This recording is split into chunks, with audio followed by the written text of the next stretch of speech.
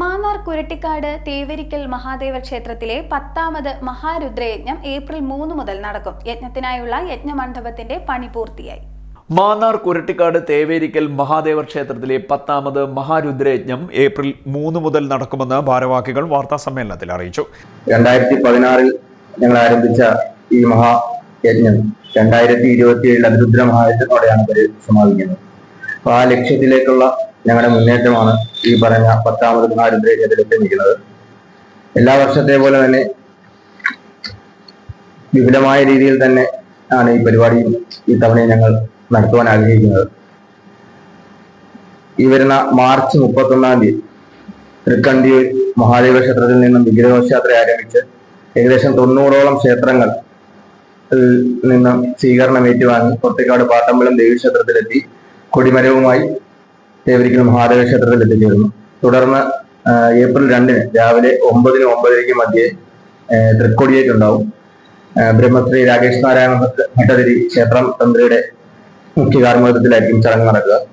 തുടർന്ന് വൈകിട്ട് നടക്കുന്ന യജ്ഞ സമാരംഭ സഭയിൽ പിന്നണി ഗായകൻ ജി വേണുഗോപാൽ ഉദ്ഘാടനം നിർവഹിക്കും. ഏപ്രിൽ 3-ന് രാവിലെയാണ് യജ്ഞം ആരംഭിക്കുന്നത്. യജ്ഞത്തിന്റെ പ്രധാന ചടങ്ങെന്ന് പറഞ്ഞാൽ ശ്രീരുദ്ര ചപകം ജപിക്കുക, 11 വ്യത്യസ്തമായ ദ്രവ്യ കലശകുടങ്ങളിൽ 11 ആവർത്തി ശ്രീരുദ്ര ചമകം ജപിച്ച് ഭഗവാൻ അഭിഷേകം ചെയ്യുന്ന ചടങ്ങാണ് ശ്രീരുദ്ര മഹായജ്ഞം.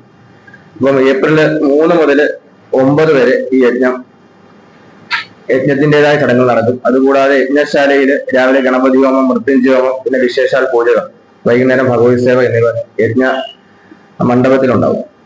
തുടർന്ന് മിനി ഹരിദാസ് എന്നിവരായിരിക്കും വിജ്ഞാന സദസ്സിൽ പങ്കെടുക്കുക.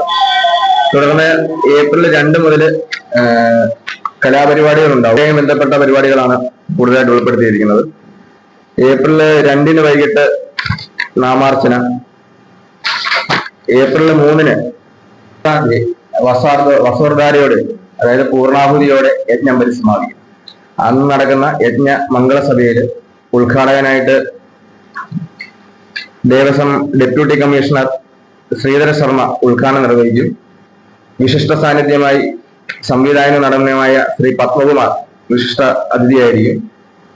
തുടർന്ന് യജ്ഞോപദേഷ്ടാവ് വേങ്ങേരിമന പത്മനാഭൻ നമ്പൂതിരിയുടെ അനുഗ്രഹ ഭാഷണത്തോടൊപ്പം ഈ യജ്ഞം പരിസമാപിക്കുക. അതുകൊണ്ട് തന്നെ ആധ്യാത്മികതയ്ക്ക് ഏറ്റവും പ്രാധാന്യം കൽപ്പിക്കുന്നതായിട്ടുള്ള ഒരു മണ്ണാണ്. നാടിനും നാട്ടുകാർക്കും സർവ്വ ഐശ്വര്യങ്ങളും വിതറുന്ന തരത്തിലാണ് യജ്ഞം ഈ സമിതി ചിട്ടപ്പെടുത്തിയിരിക്കുന്നത്. എല്ലാ പ്രപഞ്ചത്തിലെ എല്ലാ ചരാചരങ്ങൾക്കും ഗുണം ചെയ്യുന്ന തരത്തിലാണ് ഈ ഒരു യജ്ഞം നടക്കുന്നത്. യജ്ഞത്തിനായുള്ള യജ്ഞമണ്ഡപത്തിന്റെ പണി പൂർത്തിയായിട്ടുണ്ട്. വൃത്താകൃതിയിൽ 4 വശത്തും മുഖപ്പോടു കൂടിയാണ് യജ്ഞമണ്ഡപം നിർമ്മിച്ചിരിക്കുന്നത്. 24.1 അടി വൃത്തത്തിലും 215 അടി ഉയരത്തിലുമാണ് നിർമ്മാണം. ആലുവ തന്ത്രവിദ്യാപീഠത്തിലെ ആചാര്യൻ വേങ്ങേരിമന പത്മനാഭൻ നമ്പൂതിരി, തന്ത്രി പറമ്പൂരില്ലത്ത് രാകേഷ് നാരായണൻ ഭട്ടതിരി എന്നിവർ ചടങ്ങുകൾക്ക് മുഖ്യ കാർമ്മികത്വം വഹിക്കും.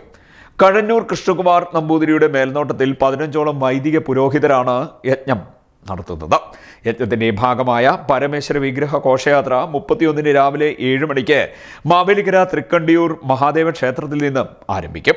ഘോഷയാത്ര വിവിധ ക്ഷേത്രങ്ങളിലെ സ്വീകരണം ഏറ്റുവാങ്ങി കുരട്ടിക്കാട് പാട്ടമ്പലം ദേവീക്ഷേത്രത്തിൽ എത്തിച്ചേരും. യജ്ഞവേദിയിൽ പ്രതിഷ്ഠിക്കാനുള്ള കൊടിമരവും കൊടിക്കൂറയും ഘോഷയാത്രയായി ക്ഷേത്രത്തിൽ എത്തിക്കും.